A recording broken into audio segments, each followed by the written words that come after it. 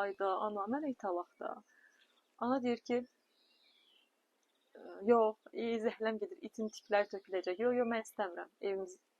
Evimiz təhlükəsiz olacaq. İt olan şeydirmi? Dəlisən, ondan sonra daha yaxşı şeylərə maraq göstər.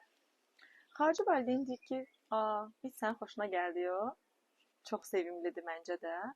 Niyə it almaq istəyirsən? Uşaq danışır. Çünki ondan oynayacağam, ondan gəzəcəm, birlikdə vaxt keçirəcəyik. Deyir ki, hə, maraqlı olardı. Amma bizim hal-hazırda şəraitimiz ona uyğun deyil. Ona görə də biz it ala bilmirik. Burada əslində onun sadəcə olaraq hissləri dinlənildi, anlaşıldı, görüldü.